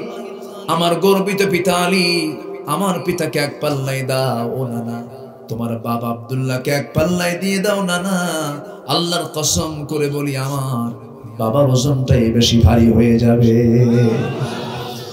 নবীজি মুস্কি মুস্কি হাসি দেন আর বলছেন না না কি প্রশ্ন বলো, কেবার বলো। না না তোমার মার নামটা কি? আমেনা। বাড়ি কোথায়? মদিনায়। আর কি আছে? আর কিছুই নাই। ও নানা তুমি তো অবশ্যই জানো আমার মার পরিচয়টা কি। আমার মা হলেন দুনিয়ার সমস্ত মুমিনা নারী যাদেরকে আল্লাহ তাআলা জান্নাত দিবেন, সমস্ত মুমিনা নারীদের সর্দারিনী খাতুনে জান্নাত মা ফাতিমা। আমার মা ফাতিমাকে 1 পাল্লায় দাও। না না তোমার মা আমিনাকে 1 পাল্লায় দাও। আল্লাহর কসম আমার মার ওজনটাই বেশি ভারী হয়ে যাবে। আমার নবীজি একদিকে হাসেন, একদিকে চোখের কোনা বেয়ে বেয়ে টপ টপ করে পানি পড়ে আর বলছেন নানা রে আর কি প্রশ্ন করবি বল। এবারে বলছেন নানা ও নানা তুমি বলো তো তোমার নানার পরিচয়টা কি? আমার নবীজি বলছেন নানা রে আমার নানার পরিচয়টা হলো, আমার নানার নাম ওহাব জোহরি। বাড়ি কোথায়? মদিনায়। কি করতেন? ব্যবসা করতেন। এতটুকুই তার পরিচয় শেষ। ও নানা তুমি তো নিশ্চয়ই জানো আমার নানার পরিচয়টা কি। আমার নানাটা কি? আমার কি কোনো দাম নাই? আমার নানা কি যে আল্লাহ তাআলা তার নিজের পরিচয় দিয়েছেন আলহামদুলিল্লাহি রাব্বিল আলামিন। আর সে আল্লাহ তার নবীর তার বান্দার পরিচয়টা দিয়েছেন ওমা আরসালনাকা ইল্লা রাহমাতাল লিল আলামিন। আমার নানা হলেন সর্বকালের সর্বযুগের সর্বশ্রেষ্ঠ মহামানব রাসূল আকরাম নবী মুকাররম জনাবে মুহাম্মদুর রাসূলুল্লাহ সাল্লাল্লাহু আলাইহি সাল্লাম। আমার নানাকে 1 পাল্লায় দাও। নানা তোমার নানা ওহাব জোহরিকে 1 পাল্লায় দিয়ে দাও। আল্লাহর কসম আল্লাহর কসম আমার নানার ওজনটাই বেশি ভারী হয়ে যাবে। আমার নবীজি হুসাইনকে কোলের মধ্যে নিয়ে গলায় চুমু দেন, গ্রীবায় চুমু দেন, গন্ডদেশে চুমু দেন, চিবুকে চুমু দেন, ঠোঁটে চুমু দেন, গোটা দেহে চুমুতে চুমুতে ভরায়া দিয়ে বলছেন হোসেন রে নানা রে আজকে তুই আমার নাতি হওয়ার পর যুক্তির দিক থেকে আমি রাসূল তোর কাছে হেরে গেলাম। জোরে কোন সুবহানাল্লাহ। আমার ভাইরা ইসলাম তো সুন্দর, একটি সুন্দর পরিবার গঠন করার জন্য, সুন্দর সমাজ গঠন করার জন্য, সুন্দর রাষ্ট্র গঠন করার জন্য, একটি সুন্দর ব্যক্তি তৈরি করার জন্য, ব্যক্তি পরিবার সমাজকে সুন্দর করার জন্য ইসলাম ছাড়া পৃথিবীতে কি সুন্দর কোনো ব্যবস্থা আছে? আসতে বলবেন না আছে। কোন যুবককে আপনি ভালো করতে পারবেন না প্রশাসন দিয়া। যুবক ভালো হবে সেজদা দিয়া, যুবক ভালো হবে সমস্ত নেশা ছেড়ে। কার হয়ে? আল্লাহর ভয়ে। আমার দিলটা আজকে ভরে গেছে। প্রায় 100 জন যুবক এক পোশাকে এক জামাতে, একটা জামা একটা পাঞ্জাবি পরে সব মোহরা দিচ্ছে, বুঝায় দিচ্ছে আমরা সব কোরআনের সৈনিক। আলহামদুলিল্লাহ বলেন, জোরে বলি আলহামদুলিল্লাহ। আল্লাহ তুমি যুবকদের এই অংশগ্রহণকে তুমি আল্লাহ কবুল করো। এই মাহফিলকে কিয়ামত পর্যন্ত কবুল করো। এই মাহফিলকে যারা সহযোগিতা করেছেন তাদেরকেও কবুল করো, প্রশাসনকে কবুল করো, স্থানীয় নেতৃবৃন্দকে কবুল করো। সম্মানিত ভাইরা, সম্মানিত বন্ধুগণ, তাহলে এই পৃথিবীটা আমার সবচেয়ে ভালোবাসার 1 নাম্বার জন যিনি, তিনি কে? আসতে তিনি কে? তিনি কোথায় আছেন? কয় আসমান উপরে? যাবেন সবাই? যাবেন না? না কইছে যে আল্লাহর কাছে যাবেন না আপনারা? সিজ্জিন অথবা ইল্লিন, সিজ্জিন অথবা ইল্লিন। রূহ তো নিয়ে চলে যায় মালাকুল মউত, সিজ্জিনে যায় অথবা ইল্লিনে চলে যায়। আমরা যাব ইল্লিনে, জোরে বলি ইনশাআল্লাহ। আমল করব বাম হাতের না ডান হাতের? পিছনে থাকবো না আগায় যাব? والسابقون السابقون وسارعوا إلى مغفرة من ربكم وجنة عرضها السماوات والأرض। আমার ভাইরা, সে আল্লাহ তো বহুদূর, আমাদের হিসাব অনুযায়ী আল্লাহ তাআলা কত দূর। একটু ব্রেনটাকে সুস্থ রেখে একটু মনোযোগ দিয়ে কথাগুলো শুনবেন। মনোযোগ না দিলে বোঝা যাবে না, একটু কান লাগাবেন। আমরা ধরুন বাঞ্চারামপুরের পাহাড়িয়া কান্দি, পাহাড় কই এখানে? পাহাড় আছে তো এর নাম দিছে পাহাড় কেন? এটা চর দেখতেছি, এটা চর না? আগে জমি নিচু ছিল অনেক, আচ্ছা, বাড়ি ছিল অনেক উপরে, এই জন্য পাহাড়িয়া হয়ে গেছে। পাহাড়ের মতো দেখা যেত বাড়ি। আমি গতকাল ছিলাম পাহাড়ি অঞ্চলে, মহেশখালী নাম শুনেন নাই? মহেশখালী, হ্যাঁ মহেশখালী সব তো পাহাড়। পান হয় ওখানে, পান, মহেশখালীর মিষ্টি পান। আল্লাহ তাআলা কত সুন্দর করে যে দেশটা সাজিয়েছেন আমার, আলহামদুলিল্লাহ বলেন। এই দেশের মতো এত সুন্দর দেশ, যারা বিদেশে ঘোরাফেরা করেন, বিভিন্ন জায়গায় যান, আমার তো মনে হয় এত সুন্দর দেশ পৃথিবীর কোথাও নাই। আলহামদুলিল্লাহ বলেন। সবই আছে দেশে, সমতল, এরপরে পাহাড়, বন, সাগর, নদী, খাল, বিল, ধান, পাট, আবাদ, মাটি তো সোনার চেয়েও খাঁটি। আলহামদুলিল্লাহ বলেন। সবই ছিল, সবই আছে, কিন্তু মাঝখানের বসবাসকারী মানুষ আমরা ভালো হতে পারলাম না। এই দেশে মানুষ বেশি না চোর বেশি? বলেন, মানুষ বেশি না চোর বেশি? মানুষ বেশি। আচ্ছা, এদেশের নামাজি বেশি না বেনামাজি বেশি? যে নামাজ পড়ে না ও কি ভালো মানুষ না চোর? ওর চেয়ে বড় চোর আছে আর কেউ? এখন বলেন, মানুষ বেশি না চোর বেশি? চোরই তো বেশি। আমার আল্লাহকে ফাঁকি দিন, এর চেয়ে বড় ফাঁকিবাজ আছে? মসজিদে যাবেন আপনি, সেখানেও আমি যাওয়ার আগে জুতা আগে নিতে হবে। জুতা যদি পিছনে রাখেন নামাজ হওয়া কঠিন। তসবিহ আসবে না, খালি মনে মনে হবে জুতা আছে তো। বাস্তব তো। পরশুদিন নিয়ে গেছে একটা, খুব মুশকিল। বিচিত্র একটা দেশ, যে দেশে পায়ের তলে যেটা থাকে জুতা চুরি হয়। এটা একটা মানে ব্যতিক্রম একটা ঘটনা। এটা অন্য দেশের মানুষ এটা কল্পনাই করতে পারবে না। আমার দেশে জুতাও চুরি হয়। আমি তায়েফ এক মাহফিলে গেলাম। তায়েফে মাহফিল শেষ করেছি, শেষের পরে শুনলাম যে একজনের জুতা নাই। তো ভাবলাম এই দেশেও জুতা চোর আছে। পরে চোর ধরা পড়ছে, মেড ইন বাংলাদেশ। কি কথা কি বুঝলেন? আমরা ভালো হতে পারিনি তো। চিটাগাং মাহফিল ছিল, 2 ঘন্টা ওয়াজ করলাম। গত বছরের কথা। কর্ণফুলীর পাশে একটা এলাকায় মাহফিল ছিল, পতেঙ্গার পাশে। তো মাহফিল শেষ করে 2 ঘন্টা বক্তৃতা শেষ করে যখন যেতে নিয়েছি, দেখি যে আমার জুতা জোড়া নাই, আমার জুতা নাই। তো যাই হোক, কেউ হয়তো মহব্বত করে নিয়ে যেতে পারে, কিন্তু মহব্বত করে কি না বলে নেওয়া যায়? বলেন, না বলে নেওয়া যায়? আমরা ভালো হতে পারি না, আমরা ঠকাই। আসলে কি আমরা ঠকাই না ঠকি? বলে ঠকাই না ঠকি? নিজে ঠকে যাই। অন্যকে ঠকালে আপনি ঠকান না, আপনি নিজে ঠকে যান। এটাই তো বোঝানো গেল না। রাসূল বলেছেন, এমন একটি সময় আসবে সাহাবীরা তোমরা লক্ষ্য করে দেখবে, মদ, জিনা, চুরি, এই 3টা বিষয় তার মধ্যে ছিল। সকালবেলা নবীর কাছে হাজির হয়েছেন। রাসূল বলেন, সাহাবী গত রাতে তুমি কার বাড়িতে গেছো? হুজুর জীবনে আর চুরি করব না। পরের দিন গেছে আবার। রাসূল বলেন, গত রাতে তুমি কোন মহিলার সামনে দাঁড়িয়েছো? হুজুর জীবনে আর জিনা করব না। পরের দিন আবার হাজির হয়েছে। রাসূল বললেন, ও সাহাবী, হাতের মধ্যে কিসের বোতল নিয়েছিলে? হুজুর আল্লাহর কসম করে বলি, চোখের পানি ফেলে দিয়ে বলছেন, হুজুর একটা আমলই আমাকে ভালো বানায় দিল, জীবনে আর মিথ্যা কথা বলবো না। জোরে বলি সুবহানাল্লাহ। মিথ্যা কথা বলবো না। আমরা জাতিগতভাবে আমরা সত্য কথা বলি না, মিথ্যা কথা বলি? মিথ্যা কথা বলি। সাক্ষী, যত মামলার সাক্ষী সত্যবাদী বেশি না মিথ্যাবাদী বেশি? নামাজ পড়ছি আমরা 5 ওয়াক্ত, কিন্তু এগুলো আমাদের দ্বারা কি হয়ে যাচ্ছে? আমার বন্ধুগণ, ইমানটাকে যত্ন নিতে হবে, ইমানের লালন করতে হবে। এই জন্য আমরা সবচাইতে আগে হুকুমটা মানবো কার? বিধানটা মানবো কার? সবচাইতে বেশি ভালোবাসবো আমরা কাকে? আল্লাহর সঙ্গে যদি কোনো বান্দার সম্পর্ক হয়, সেই বান্দার দ্বারা কখনো মিথ্যা কথা আসতে পারে, কোনো বান্দার হক নষ্ট হতে পারে, আমানতের খেয়ানত হতে পারে, ওয়াদা ভঙ্গ হতে পারে, মুখ থেকে কোনো খারাপ কথা বের হতে পারে, মুনাফিকি আসতে পারে। আমি কি দোয়া করে দেব যে 2-1 করে যে ওঠে?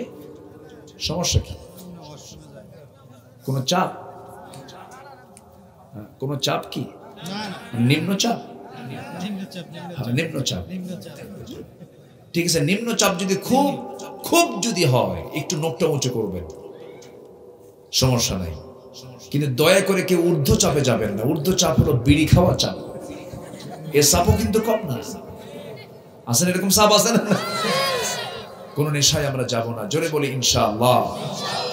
যুব সমাজ আজকে ধ্বংসের মূল কারণ কি জানেন? মাদক। কি বলেন? কি খালি লেখা দেখলে হবে না, মাদককে না বলুন, শুধু দেখলে হবে না। ঐশীর হাতে যারা ইয়াবার সামগ্রী যারা তুলে দিয়েছে, নেশা যারা তুলে দিয়েছে, ইয়াবাকে ফাঁসির রায় দিয়েছে, ভালো কথা, কিন্তু ইয়াবা ঐশীর হাতে যারা পৌঁছে দিয়েছে তাদেরও শাস্তি হওয়া দরকার ছিল। তাদেরও শাস্তি হওয়া দরকার ছিল। কিন্তু আসল শত্রু, আসল আসামি তো ধরার ছোঁয়ার বাইরে থাকে। তারা তো জায়গা মতোই থাকে। তবে এক মাঘে শীত যায় না। এক মাঘে শীত যায়। অপরাধী অপরাধ করে থাকলে তার অপরাধ একদিন প্রমাণ হবেই হবেই হবেই হবেই, ঠিক কিনা? ফেরাউন টিকতে পারে নাই, টিকতে পেরেছে? হামান, নমরুদ, আবু জেহেল, তারা কি ছোটখাটো নেতা ছিল? আল্লাহ তাআলা তাদেরকে কালের পরিক্রমায় একদম নাস্তানাবুদ করে দিয়েছেন। ওয়াগরাকনা আলা ফিরাউন, গোষ্ঠী শুদ্ধ সাফ করে দিয়েছেন। আছে না নাই? আল্লাহ, সে আল্লাহ এখনো আছে। আমার ভাইয়েরা, আল্লাহর সঙ্গে মহব্বতটা বাড়াতে হবে, আল্লাহর সঙ্গে বান্দার রিলেশনটা বাড়াতে হবে। কিন্তু আমার আল্লাহ তো বহুদূর, 7টা আসমান উপরে তিনি আরশ আজিমের সমাসীন আছেন। আলাল আরশ ইস্তাওয়া, সে জায়গায় তিনি সমাসীন আছেন। কিন্তু আল্লাহ বলছেন, বান্দারে, আমি এত দূরে থাকলেও তোমার সমস্ত খবরগুলো আমি জানতে পারি, আমি বুঝতে পারি। সব খবর কিন্তু আমি জানি। পৃথিবীর কেউ না জানলেও আমি তোমার সমস্ত বিষয়গুলো জেনে যাই। আমার আল্লাহ কত দূরে, দেখেন তিনি কত বড়। আমাদের ব্রেন খেলবেন। আমরা যে জায়গায় বসে আছি, পাহাড়িয়া কান্দি না, পাহাড়িয়া কান্দিতে বসে আছি। এই পাহাড়িয়া কান্দির এই ময়দান থেকে সোজা যদি মাথাটা উঁচু করে যদি উপরের দিকে তাকাই, সামিয়ানার উপরে আমরা দেখতে পাবো, যদি চাঁদ থেকে চাঁদ দেখবো, এরপরে তারকা দেখবো, এরপরে একটা আকাশ দেখবো, কিছু মেঘমালা দেখবো। এই তো আমাদের চোখের সীমানা শেষ। দিনের বেলা সূর্য দেখবো, জাআলা ফিস সামাই বুরুজাও ওয়া জাআলা ফিহা সিরাজাও ওয়া কামারাম মুনিরা। সূর্য দেখবো, চাঁদ দেখবো আমার বন্ধুগণ। এরপর আমরা কিছু তারকারাজি দেখতে পাই, এরপর আকাশ দেখতে পাই। যে সূর্য আমরা দেখতে পাই, এই সূর্যটা পৃথিবী থেকে কত বড়, 1-2 গুণ বড় নয়। এই 228টি দেশ মিলে একটা দুনিয়া। এই দুনিয়া যদি 13 লক্ষ দুনিয়া জোড়া দেওয়া হয়, একটা সূর্যের সমান হয়। যেরকম সুবহানাল্লাহ। কয় লক্ষ দুনিয়া?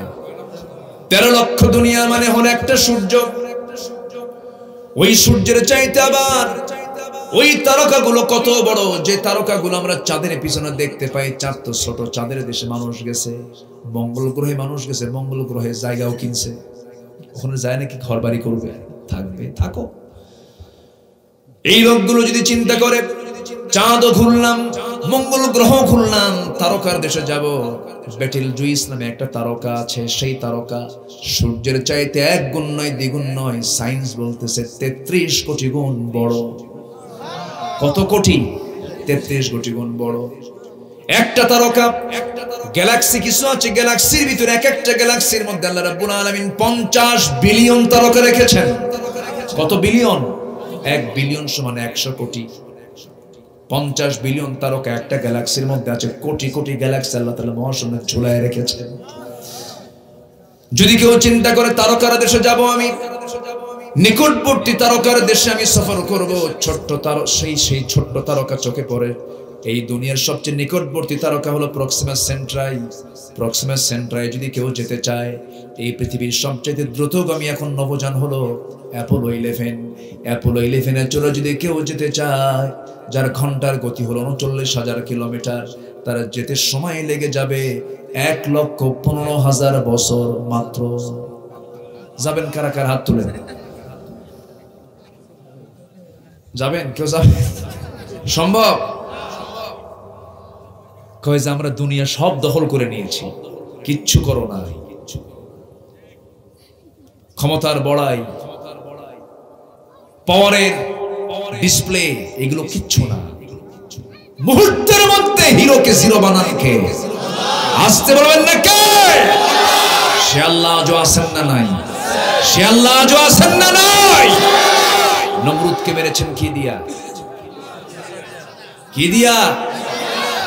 ন্যাংরা মশা, অসল মশা। খালি পাহাড়ের মুখটা খুলে দিয়েছেন, গুহার মুখটা খুলে দিয়েছেন, এক ঝট মশা চলে এসেছে। যেগুলো খুব শক্তিশালী মশা, ওগুলো যায় নাই। ওর মধ্যে যে সবচেয়ে দুর্বল, ঠ্যাং একটা নাই আর পাখা একটা নাই, ও যায় সামনে নাকের মধ্যে দিয়ে ভিতরে ঢুকে গেছে। মশা কি আসলেই দুর্বল? দুর্বল না, কিন্তু আল্লাহ তাআলা মশার উদাহরণ দেন নাই? সূরা বাকারার 24 নম্বর আয়াত, লা ইস্তাহি আন ইয়াদরিবা মাসালান মা বাউদাতান ফামা ফাওকাহা ফাআম্মাল্লাযীনা আমানু ফায়ালামুনা আন্নাহুল হক। আল্লাহু আকবার।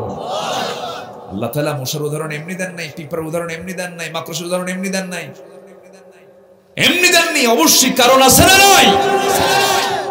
মশা শক্তিশালী না মানুষ শক্তিশালী? ভালো করে কোন মশারি টাঙ্গায় কে? কে টাঙ্গায়? এখন বলেন কার ভয়ে মশারি টাঙ্গান? যে যার অবস্থায় আছে। যদি দুই একটা মশা ওই মশারি ভেদ করে যদি ঢুকিয়ে পড়ে, ঘুম হয়? কারণ কাছে সে তো সুন্দর সুন্দর গান গায়, ঘুমটাই মাটি। ও তো গান গায়, ওর তো ওরকম ভোকাল নাই। ওই যে আওয়াজটা যে হয়, ভন ভন যে একটা আওয়াজ হয় কানের কাছে এসে, সায়েন্স বলতেছে মশা তার পাখাকে প্রতি সেকেন্ডে নড়াই হলো 500 থেকে 600 বার।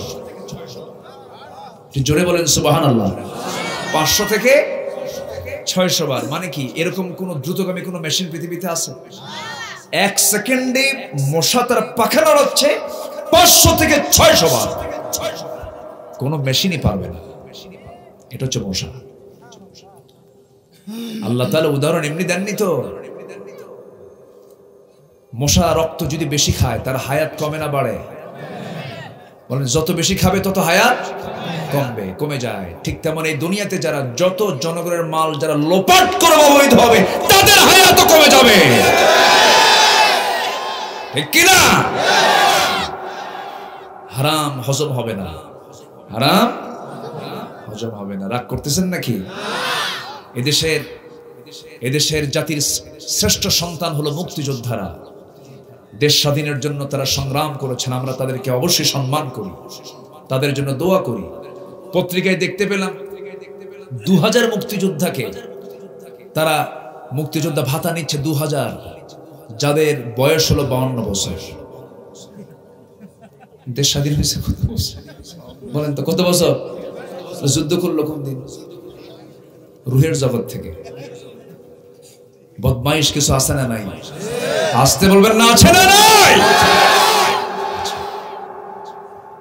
হারামের কোনো আরাম নাই। এরকম হারাম পন্থায় যেটাই করবেন শান্তি পাবেন না। ছেলে একটা বেকা হবে, পেট ফুটা হবে, আরেকটা প্রতিবন্ধী হবে, আরেকটা কথা শুনবে না, আরেকটা গাছা হাসিত হয়ে পড়ে থাকবে, ঠিক কি না? কষ্ট পাচ্ছেন?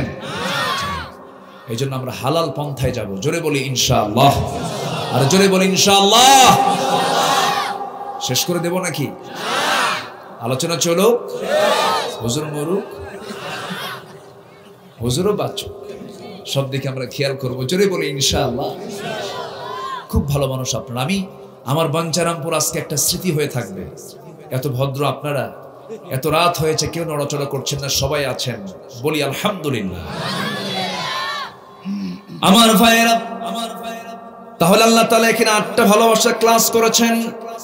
এই 8 ভালোবাসার চাইতে 3 ভালোবাসাকে প্রাধান্য দিতে হবে। 8 ভালোবাসা কি? বাবা, ছেলে, ভাই, স্ত্রী, আত্মীয় স্বজন, মাল, ব্যবসা, ঘরবাড়ি।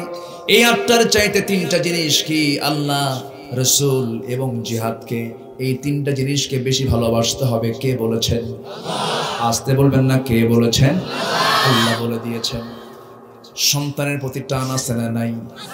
বাবার প্রতিও টান আছে না নাই? আল্লাহর চাইতে বেশি হওয়া যাবে? আল্লাহর চাইতে বেশি ভালো হওয়া যাবে না। সন্তানকে আমি ভালোবাসবো না কেন? কিন্তু আল্লাহর চাইতে বেশি ভালো হওয়া যাবে না, বেশি ভালোবাসা যাবে না। নবীর চাইতে বেশি ভালোবাসা যাবে না। সাহাবে কেরাম তার বাস্তব প্রমাণ। আমার বন্ধুগণ, বদর যুদ্ধের দিন, এমন একটা যুদ্ধের ময়দান, এটা ভাই ভাই যুদ্ধ, বংশ বংশ যুদ্ধ, একই বংশের লোক যুদ্ধে শামিল হয়ে গেছে। জামাই শ্বশুর যুদ্ধ, বাপ বেটা যুদ্ধ, সবাই আত্মীয় স্বজন, একই বংশের মানুষ। আমার নবীজি মক্কা থেকে মদিনায় হিজরত করেছেন। হিজরতের 1 বছর যেতে না যেতেই রোজার হুকুমটা ফরজ হয়ে গেছে। বদরের যুদ্ধের ডাক চলে এলো। 16তম রমজানের দিন নবীর কানে সংবাদ এসে গেল, ইয়া রাসূলুল্লাহ, আবু জাহেল 1000 সৈন্য নিয়ে জড়ো হয়ে এসে বদর নামক প্রান্তর পর্যন্ত হাজির হয়েছে। আমার নবীজি বললেন, সাহাবীরা, রোজা রেখেছো, শরীরটা একটু দুর্বল হয়ে যেতে পারে, কিন্তু যুদ্ধের তো ডাক আসছে, তোমরা কারা কারা যাবে? সাহাবে কেরাম বলছেন, ইয়া রাসূলুল্লাহ, আপনি যদি রোজা রেখেও যেতে বলেন, আমরা যেতে প্রস্তুত আছি। জোরে বলুন সুবহানাল্লাহ। আমার নবী আবেগ আপ্লুত হয়ে কিছু কথা বললেন, সাহাবীরা শোনো, আজকের এই যুদ্ধের ময়দানে কেউ কারো ভাইকে দেখবে, কেউ কারো বাপকে দেখবে, কেউ কারো আত্মীয় স্বজনকে দেখবে, কেউ শ্বশুরকে দেখবে, কেউ জামাইকে দেখবে। পারবে কি যুদ্ধ করতে নাকি? সাহাবা কেরাম বলছেন, ইয়া রাসূলুল্লাহ, সবল সকলের চাইতে আপনাকে এবং আল্লাহকে বেশি ভালোবাসি আমরা। জোরে বলুন সুবহানাল্লাহ। আমার নবীজি দারুণ খুশি হয়ে গেলেন। বদর যুদ্ধের ময়দানে আমার নবীজি সাহাবা কেরামকে নিয়ে রওনা করলেন। যুদ্ধের ময়দানে দেখতে পেলেন সাহাবীরা কারো কারো আত্মীয় স্বজন সামনে হাজির হয়ে গেছে, যুদ্ধ শুরু হয়ে গেছে। সেই যুদ্ধের ময়দানে সাহাবীর যোদ্ধার সংকট। আমার নবীজি বলছেন, কে কে যাবে আসো। সৈনিকের সংকট হয়ে গেছে, শিশু ইসলাম সেই সময়। আবার মদিনার একজন ছোট্ট 2টা বাচ্চা, মুআজ আফরার 2টা ছেলে, মুআজ ছোট্ট 2টা বাচ্চা নবীর সামনে এসে বলছে, ইয়া রাসূলুল্লাহি, ইয়া হাবিবাল্লাহি, যুদ্ধের নাকি ডাক এসেছে, আপনি যদি অনুমতি দিতেন আমরা দুজন যুদ্ধে চলে যেতাম। রাসূল বলেন, ছোট মানুষ, তরবারি হাতে নিতে পারবো না, বাহুবল নাই, কেমনে যুদ্ধ করবো হুজুর? অনুমতি দিলে আমরা পারবো না, অনুমতি দেওয়া যাবে না। বড়জন বলছে, হুজুর ও তো বয়সে ছোট আছে, ওকে না দিলে আপনি আমাকে অনুমতি দেন, আমার তো বাহুবল আছে, আমি একটু লম্বা আছি। ছোটজন বলে, হুজুর ও শুধু এমনি লম্বা, গায়ের শক্তি আমার বেশি। জোরে বলেন সুবহানাল্লাহ। আমার নবীজি তাদের আগ্রহ দেখে রাসূল খুব খুশি হয়ে গেলেন। বললেন, ঠিক আছে, 2জন কুস্তি শুরু করো, লড়াই শুরু করো, দেখি কে পারে। বড়জন ছোটজনকে নিচে ফেলে দিয়েছে, বুকের উপরে বসে আছে। বড় ভাইয়ের কানটা টেনে নিয়ে ছোট ভাই নিচ থেকে কানের মধ্যে মুখ ঢুকায় বলছে, ভাই একসঙ্গে খাই, একসঙ্গে ঘুমাই, আমারে থুইয়া যাস না, আমারে নিয়ে যা। বড় ভাইটাকে নিচে ফেলে দিয়ে অভিনয় করে নিচে পড়ে গেছে, বুকের উপরে বসে বলছে, হুজুর এই যে আমি ওর উপরে উঠছি। আমার নবীজি টের পেলেন, মুস্কি মুস্কি হাসি দিয়ে ছোট্ট 2টা বাচ্চাকে আগলে ধরে রেখে আকাশের দিকে তাকায় বলছে, আল্লাহ, গায়ের শক্তি নাই কিন্তু ইমানের জোর আছে, পারমিশন দিয়ে দিলাম। 313 জন জমা হয়ে গেল যোদ্ধা। এর মধ্যে ছোট্ট 2টা বাচ্চা, আফরার ছেলে 2টা, মুআজ 2জন যুদ্ধের ময়দানে হাজির হয়ে গেছে। যুদ্ধের ময়দানে প্রথম কাতারে ছোট্ট 2টা বাচ্চা দাঁড়ায় আছে। এক সাহাবীর 2 পাশে 2জন দাঁড়ায় আছে। সেই সাহাবী ইবনে মাসউদ, আব্দুল্লাহ ইবনে মাসউদ, যার তেলাওয়াত ছিল সবচেয়ে সুন্দর। নবীজি মাঝে মাঝে বলতেন, ইবনে মাসউদ যখন তেলাওয়াত করে আমার কাছে মনে হয় জিবরাইল ওহী নাজিল করতেছে। সেই ইবনে মাসউদ সামনে দাঁড়ানো, দুই পাশে ছোট্ট দুইটা বাচ্চা বলতেছে, চাচা শুনতেছি যুদ্ধ শুরু হয়ে যাবে, কিন্তু আমরা সবার সঙ্গে তো যুদ্ধ করব না, একটু দেখায় দেন তা আবু জেহেল কই। সুবহানাল্লাহ বলবেন না? ইবনে মাসউদ আশ্চর্য হয়ে বলতেছে, ছোট্ট দুইটা বাচ্চার সাহস তো কম না, কি করবা, শুধু দেখায় দেন। কি করবা, কেন এত রাগ তোমাদের? ছোট্ট দুইটা বাচ্চা বলে, ও চাচা আমরা শুনেছি আবু জেহেল নাকি রাসূলকে খুব কষ্ট দিত, আমার রাসূলকে নাকি মারতো, আমার রাসূলকে নাকি রক্তাক্ত করত, রাসূলকে নাকি দেশ থেকে সেই বিতাড়িত করেছে, ঘর বাড়ি ছাড়া করে দিয়েছে। আমরা কারোর সঙ্গে লড়াই করতে আসি না, আমরা আবু জেহেলকে দুনিয়া থেকে বিদায় করব, কারণ আমাদের জীবনের চাইতে প্রিয় রাসূলকে সে কষ্ট দিয়েছে। আমার ভাইয়েরা, ফাতারাব্বাসু হাত্তা ইয়াতি আল্লাহু বিআমরিহি আহাব্বা ইলাইকুম মিনাল্লাহি ওয়া রাসূলিহি। আল্লাহ এবং রাসূলকে সবচেয়ে বেশি ভালোবাসতে হবে সকল কিছুর চাইতে। এই ছোট্ট দুইটা বাচ্চার কথাগুলো শুনে সঙ্গে সঙ্গে ইবনে মাসউদ বলছেন, ওই যে ঘোড়ার পিঠে বসে আছে, চতুর্দিকে সেনাবাহিনী তাকে পাহারা দিচ্ছে, দুই দিকে পা ছেড়ে দিয়েছে, এটাই হলো কাফিরদের লিডার, কুরাইশদের লিডার। বলতে দেরি হলো, যেতে দেরি হলো না, সিংহের মতো গর্জন দিয়া বাস পাখির মতো উড়ন্ত হয়ে এই ছোট্ট দুইটা বাচ্চা দৌড় মেরে কুরাইশদের মধ্যে ঢুকে গেছে, ওই মহলে ঢুকে গেছে। টের পায়নি ছোট্ট মানুষ সবার বগলের নিচে পড়ে আছে, ছোট্ট তরবারি হাতের মধ্যে শোভা পাচ্ছে। আবু জেহেলের দুই পাশে দুইজন দাঁড়ায় গেছে, পজিশন নিচ্ছে তারা, কেউ টের পায় নাই। আল্লাহু আকবার বলে সজোরে ছোট্ট দুইটা তরবারি দিয়ে পায়ে আঘাত করেছে। ইতিহাস বলছে ওই যে জমিন আবু জেহেল ধরাশয়ী হয়ে পড়ে গেছে, আর কোমর সোজা হয়ে দাঁড়াতে পারে নাই। জোরে বলি আল্লাহু আকবার।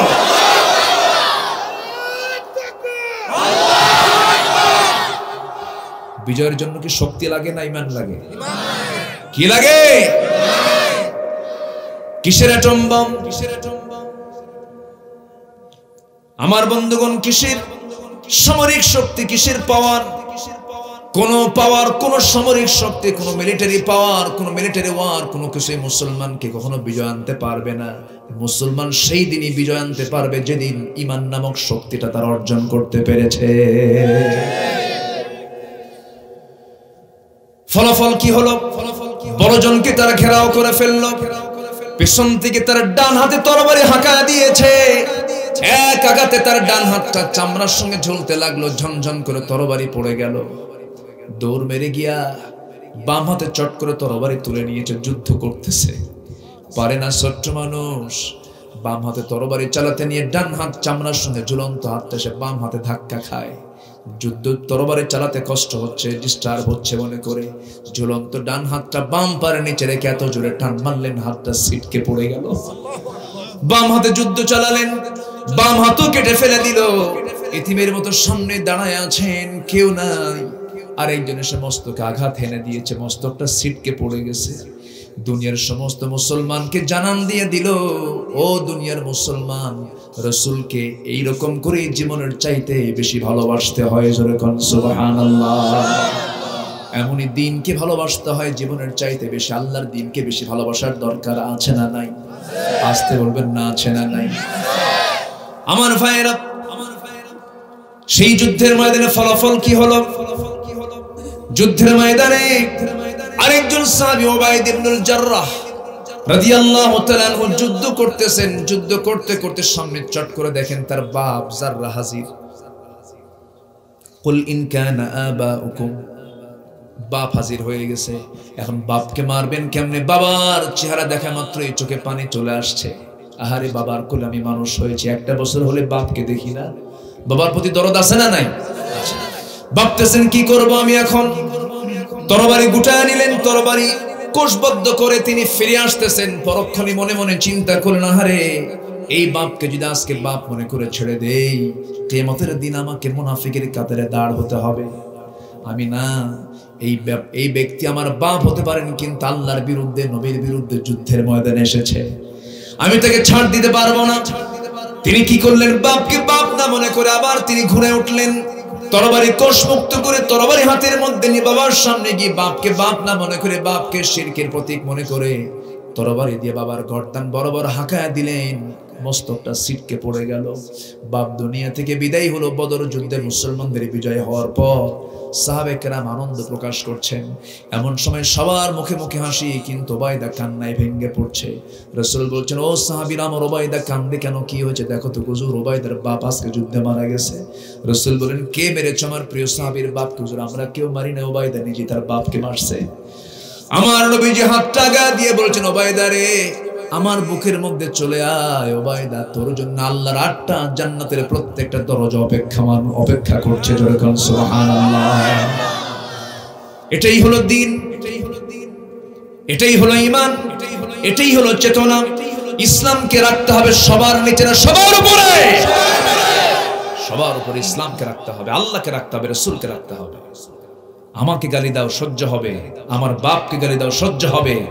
আল্লাহকে নিয়ে, রাসূলকে নিয়ে, দ্বীনকে নিয়ে, কোরআনকে নিয়ে একটা কথা বলবা, সিম্পেটিরে ছিড়ব আমরা।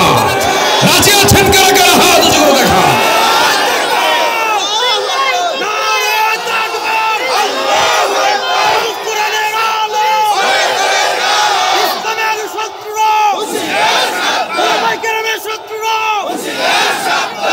আল্লাহ কবুল করুন, আল্লাহ কবুল করুন, আল্লাহ কবুল করুন।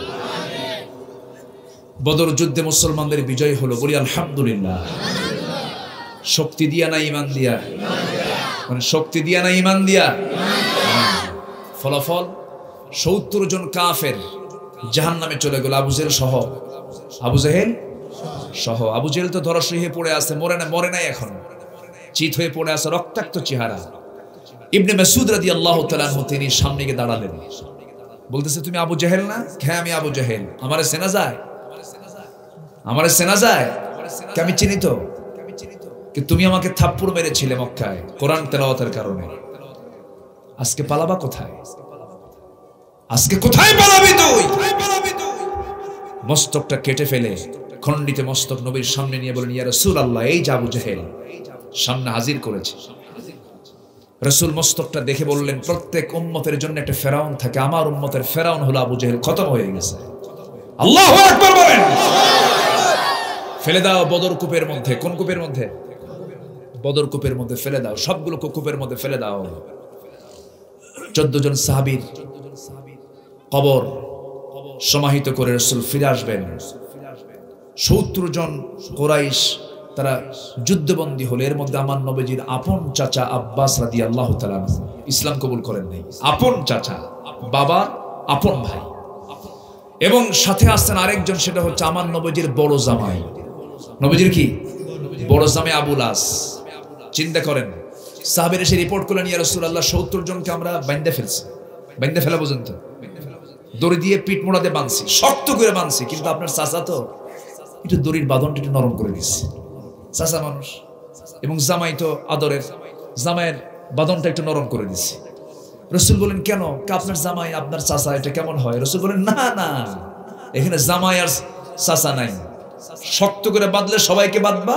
যদি দুজনকে তোমরা নরম করে বেঁধে দিয়েছো, বাকি 68 জনের বাঁধনটা নরম করে দাও, যাও। আল্লাহু আকবার বলেন। কোন আইনের বৈষম্য করা যাবে না, স্বজনপ্রীতি দেখানো যাবে না। যুদ্ধের নীতি সবার জন্য কি সমান, রাসূল বলে দিলেন। আর কি করছো? হুজুর, ওদেরকে খেজুর দিছি, আর জামাইকে আমরা একটু ওই ছাগলের গোশত আর রুটি দিছি। না, এটা করছো কেন? সবাইকে ছাগলের গোশত দাও, রুটি দিয়ে দাও, যাও। আল্লাহু আকবার বলেন। ইসলাম রাসূল কি শিখান নাই? সব শিখিয়েছেন। এবার মুক্তিপণের পালা। সবার কাছ থেকে মুক্তিপণ নিচ্ছেন আর ছেড়ে দিচ্ছেন, যা মক্কায় যা। সামনে চাচা পড়ে গেছে, চাচা আব্বাস রাদিয়াল্লাহু আনহু, চাচা দেন। কে বাবা, তুমি চাচার কাছ থেকেও নিবা? কে আপনারটা আগে নেব? আপনারটা কি আগে নেব? দিতে হবে মুক্তিপণ। কে বাবা, আমি তো বাড়িতে কিছু রেখে আসি না, তোমার চাচি আম্মার কাছে কিচ্ছু রাখি নাই। কে চাচা, আপনি তো তাজা মিথ্যা কথা, আপনার চাচি আম্মার কাছে 6টা স্বর্ণের খণ্ড রেখে আসছেন। কে মুহাম্মদ, তোমাকে এই সংবাদ দিল কে? কে জন্যই তো আমি আল্লাহর নবী। জোরে বলেন সুবহানাল্লাহ। আমার কাছে জিবরাইল আসে না? সাইয়েদনা আব্বাস রাদিয়াল্লাহু আনহু চোখের পানি ফেলতে ফেলতে বলছে, ভাতিজা মুহাম্মদ, আর পারলাম না, আসছিলাম আবু জেহেলের সাথে, কিন্তু এখন আমি তোমার দলে যোগ দিলাম। জোরে বলেন সুবহানাল্লাহ। ইসলাম কবুল করলেন। এবার জামাই সামনে, আবুল আস বললেন, জামাই দাও, তুমিও দাও। কাছে ঠিক আছে, এই মক্কায় খোঁজ দিয়েছি, মক্কায় আমার নবীর মেয়ের কাছে সংবাদ দেওয়া হলো, তিনি একটা প্যাকেট পাঠায় দিলেন।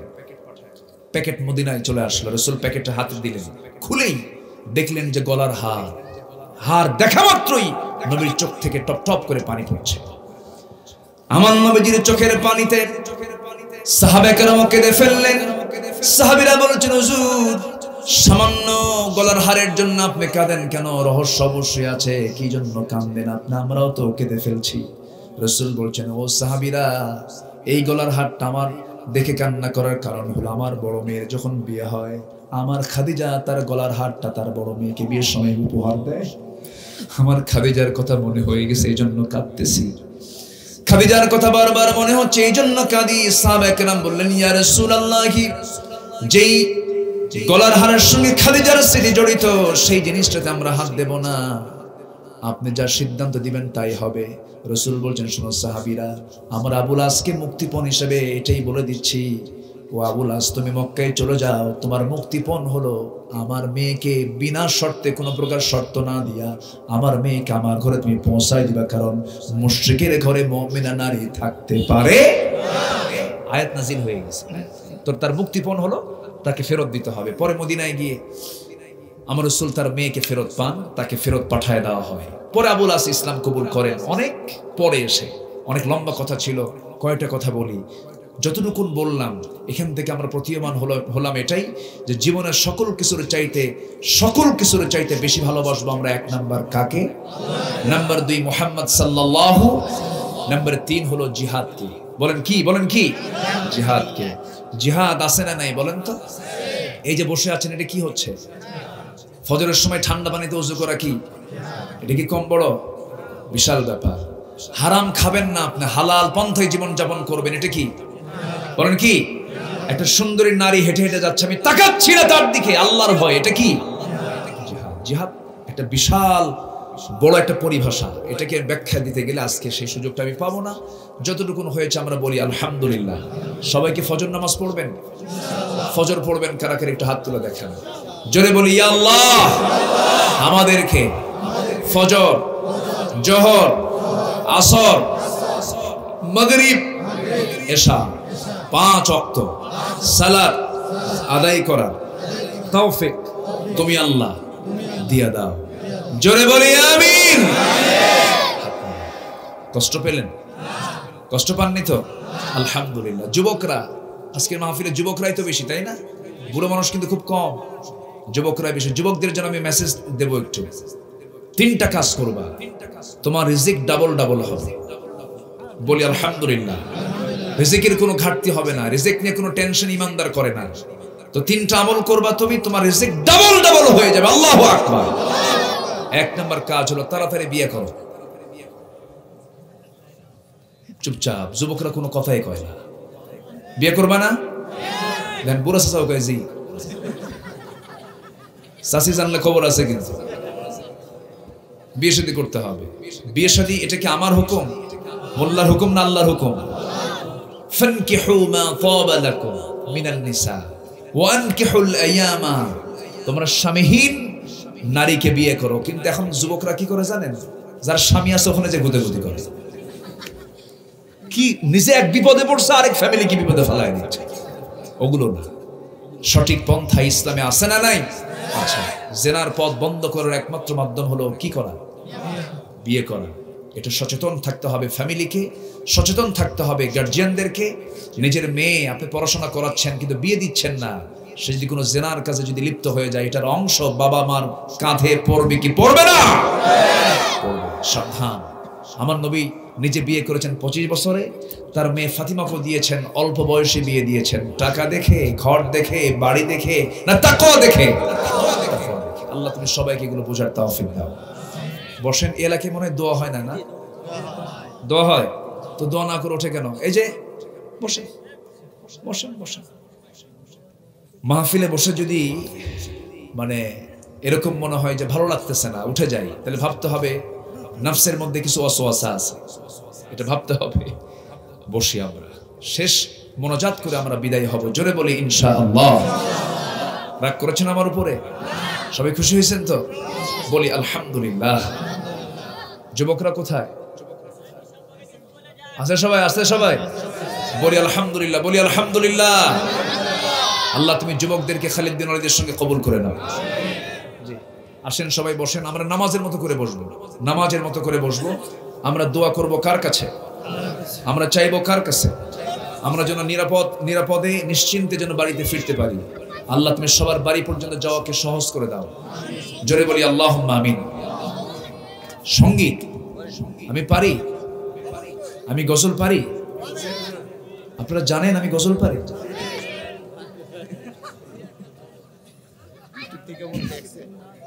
আচ্ছা, ভালো। এই পিচ্চিরা, তোমরা আজকে খুব গল্প করলা। বসো বসো, এরা খুব ভালো, আলহামদুলিল্লাহ। আল্লাহ তুমি এদেরকে এক একজনকে বড় আল্লাহওয়ালা বানাও। জোরে বলি আমিন। জি, আমরা সবাই মিলেই বলবো সুবহানাল্লাহ আলহামদুলিল্লাহ লা ইলাহা ইল্লাল্লাহ সুবহানাল্লাহ আলহামদুলিল্লাহ লা ইলাহা ইল্লাল্লাহ। তুমি বাঁচাও, তুমি মারো, অবিরত ক্ষমা করো। তুমি বাঁচাও, তুমি মারো, অবিরত ক্ষমা করো। ধরার যে জন তাকেই ধরো, ধরার যে জন তাকেই ধরো। তোমার মুঠোয় সবই আল্লাহ সুবহানাল্লাহ লা ইলাহা ইল্লাল্লাহ। তোমার জিকে পড়ে অবাধ্য হই কেমন করে। তোমার জিকে পড়ে অবাধ্য হই কেমন করে। খুঁজে না পাই কোনো ভাষা, খুঁজে না পাই কোনো ভাষা। শুকর গুজার করার আল্লাহ সুবহানাল্লাহ লা ইলাহা ইল্লাল্লাহ।